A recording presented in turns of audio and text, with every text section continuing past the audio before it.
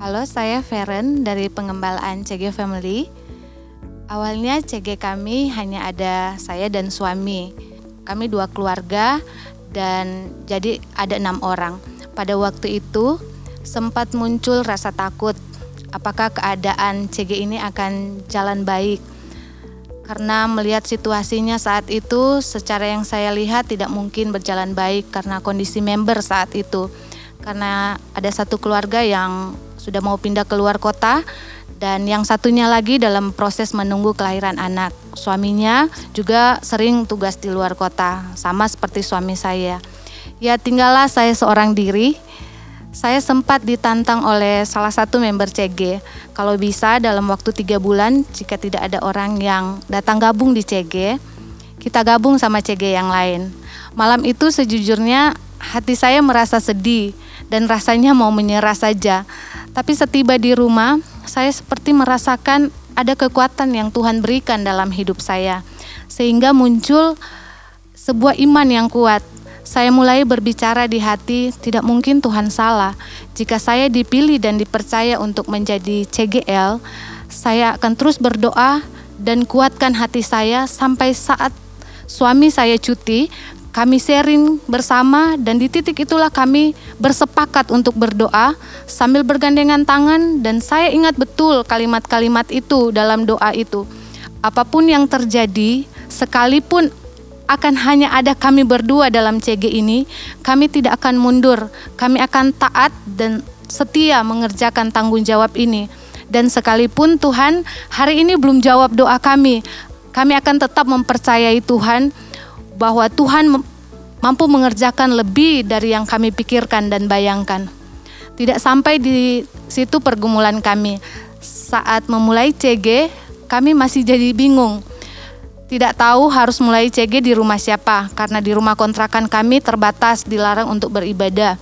Singkat cerita, saya menghubungi satu member CG yang ada di kepemilikan yang berbeda untuk izin CG di rumah mereka. Ya puji Tuhan, kami mendapat respon yang luar biasa.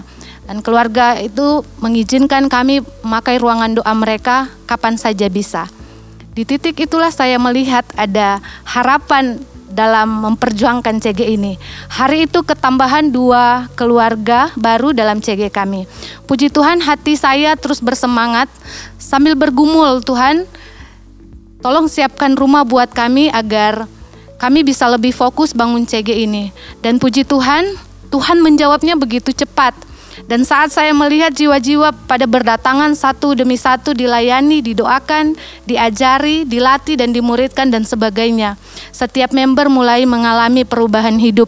Mereka saksikan pada keluarga dan teman-teman. Dan saya terus terkagum dengan apa yang Tuhan kerjakan di CG kami. Jiwa-jiwa terus bertambah, ada yang memberi diri dibaptis lahir baru, diminta pelepasan, dan sungguh nyata Tuhan bekerja atas member-member. Bahkan beberapa di keluarga mereka sudah ada di titik untuk mengakhiri rumah tangganya. Tapi luar biasanya Tuhan mempersiapkan mereka menjadi orang-orang yang hebat. Beberapa justru dari mereka menjadi leader, sponsor di CG kami. Dari mereka muncul sebuah kesaksian yang luar biasa yang mengubahkan banyak jiwa di luar sana. Dan itulah kenapa CG kami terus mengalami pertumbuhan, karena adanya perubahan hidup yang dialami setiap member. Dan sekarang ini CG kami untuk sementara diadakan secara online, tapi itu tidak mengurangi semangat kami untuk follow up VIP yang ada, sambil terus kami memuridkan dan melatih para leader, terus mempersiapkan leader lebih banyak lagi. Terkait dengan kondisi pandemi COVID-19 saat ini yang memaksa pertemuan CG harus dilakukan secara online, diskusi-diskusi virtual, maka kami menghadapi beberapa kendala seperti komunikasi, atau signal, atau waktu yang sulit untuk disamakan.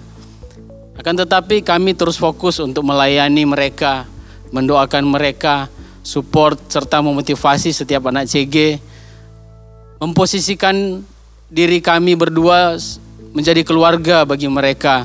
Kita sharing bersama dengan tujuan untuk menjaga kualitas dari CG kami tidak berkurang. Untuk rencana kami multiplikasi kami diskusikan bersama coach sebagai pemimpin kami dan juga gembala. Kami melihat potensi-potensi setiap member. Ada beberapa orang yang sudah bisa dipercayakan sebagai leader. Kami temukan tantangan-tantangannya tersendiri. Jadi ketika mereka sharing, mereka merasa tidak pede, ragu.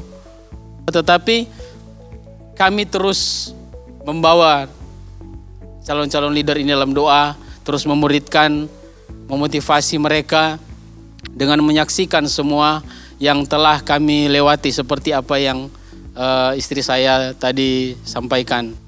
Harapan dan doa kami untuk semua leaders, teruslah melangkah, jangan menyerah, tetap setia kerjakan panggilan Tuhan, mau berkorban, sama-sama adopsi visi dari pemimpin dan terobos setiap tantangan serta rintangan.